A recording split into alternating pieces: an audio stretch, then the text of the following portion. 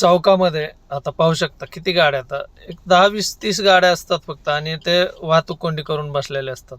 आता एवढ्या लोकांनी पूर्ण, जेवढे जर गेलेत तेवढ्यांनी पूर्ण जे समोरून येणारी लाईन आहे त्या लाईनमध्ये नेऊन गाड्या थांबवल्यात, आणि आता ते लवकर जातील आणि आम्ही अडकून बसताल इथं. आता मी समोर आलोय, पण माझ्या लाईनमधूनच मी समोर आलोय का, तर आपण आपली लाईन सोडत नाही शेवटपर्यंत, आणि जिथं वळायचंय तिथून आपण वळण घेत असतो बरोबर. तर होतं काय मित्रांनो माहिती आहे का, आपण कितीही व्यवस्थित चाललो ना तरी लोकांना ते बघवत नाही. आता हे बघा, समोरची गाडी लेफ्ट साईडनी, हे उलटी साईड जात आहेत, रॉंग साईड जात आहेत हे.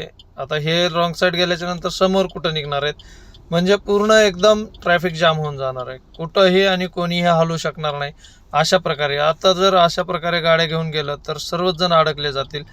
हेच काम मी जिथून जातोय, ज्या बाजूनं जातोय त्या बाजूच्या लोकांनी केलेलं आहे. आता ते पुढं जात आहेत, पण मी पुढं जाणार नाही का माहिती आहे का, ह्या रिक्षावाल्या भाऊंना मी सांगत होतो की थांबा म्हणून, सर्वच जातील आणि त्याच्यानंतर तुम्ही पण जाऊ शकताल, पण त्या दादांना पण ऐकलं नाही आणि तो देखील पुढं आला, आणि त्याच्यानंतर मग आमच्या दोघांचं थोडंसं बोलणं पण झालं.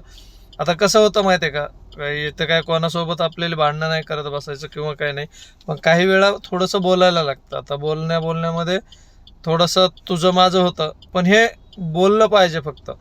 लोकांनी हे कळून आलं पाहिजे की कशामुळं काय झालंय. हे जर कळालं तर बऱ्यापैकी सर्वांचाच प्रॉब्लेम सॉल्व्ह होऊ शकतो. अरे थोडं थांबलं असतं तर बिघडलं असतं का? थोडं थांबलं असतं का बिघडलं असतं का? 4 गाड्या आता जाणार आहे तुझी गाडी. बस की इथंच, घर बांधून बस की, घर बांध की इथंच. हा ना, हा ठीक आहे की, घर बांध तुझं तिथंच, घर बांध की. कशाला चालला? बांध की, बस की समोरच बस की. आता या ठिकाणी आता समजलं पाहिजे होतं की समोरची लाईन पूर्ण पॅक आहे, तर आपण ते जाऊ दिली पाहिजे, आपण थोडंसं थांबलं पाहिजे, आणि ह्या गोष्टी सर्वांनीच केल्या पाहिजेत. पण कोणीही थांबायला तयार नसतं, आणि तेही अडकतात आणि दुसरेही अडकतात मग त्या ठिकाणी, पण कोणीही कोणाला समजून घेत नाही.